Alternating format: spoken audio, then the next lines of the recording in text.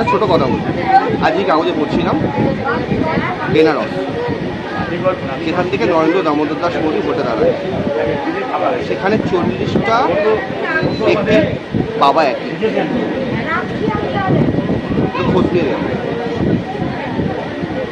যারা অন্যের কে বলছে চুজকে বলছে চুজ তোর পিছনে একটা ছোট ফুটো আছে, তারা নিজেরা জানে না তাদের পেছনে কত ফুটো আছে।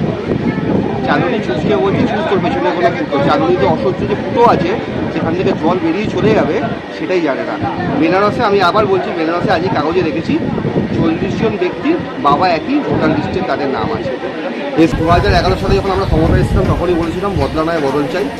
আমরা অহিংসাপূর্ণ আন্দোলন করি, আমরা আমাদের আদর্শটাই হচ্ছে অহিংসার উপর বেস করে। আমরা অহিংসার মন্ত্রে বিশ্বাসী, আমরা হিংসার মন্ত্রে একেবারে বিশ্বাসী নেই। যে যা বলছে বলুন, আমরা এর জবাব ব্যালটে দেবো। ওরা বুলেটে দেয়, আমরা ব্যালটে দেবো। দেখুন, সুপ্রিম কোর্ট কোনটা হস্তক্ষেপ করতে পারবে আর কোনটায় পারবে না সেটা সম্পূর্ণরূপে সুপ্রিম কোর্ট জানে। কোর্টের ব্যাপারে আমি কোনো কথা বলবো না। তবে একটা কথা বলতে পারি, বর্তমানে বাংলার সাথে যা হচ্ছে সেটা সম্পূর্ণরূপে রাজনীতি ছাড়া আর কিছুই না। শ্রমিক ভট্টাচার্য কালকেই বলেছে যে আধার কার্ড প্যান কার্ড পয়সা দিলে বাংলায় পাওয়া যায়, এটা কি এতটা ইজি? সেটা তো আপনারা নিজেরা আধার কার্ড প্যান কার্ড করেছেন, আপনারাই বলবেন। যারা আধার কার্ড প্যান কার্ড করেছে তারাই উত্তরটা দিক না, ইজি কি ইজি না।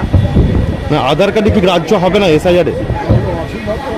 আমি তো বুঝতেই পারছি যে আধার কার্ডটা করলো কেন। যদি আধার কার্ড এসআইআরে গ্রাহ্য না হয় তো আধার কার্ডটা করার দরকার কী ছিল? এত লক্ষ লক্ষ কোটি কোটি টাকা খরচা করে যে আধার কার্ড হয়েছে, সে আধার কার্ডের দরকার কী ছিল এটাও মাথায় উঠলো না। 26শে বিধানসভায় কি নির্বাচন কমিশন কি হাতিয়ার বিজেপির? নির্বাচন কমিশন থেকে শুরু করে যতগুলো কেন্দ্রীয় এজেন্সি আছে সবাইকে ওরা হাতিয়ার করেছে। কিন্তু আমি এখন দায়িত্ব নিয়ে বলছি, জিতবো তো আমরাই, 294 তো 294 না হয়। Thank you.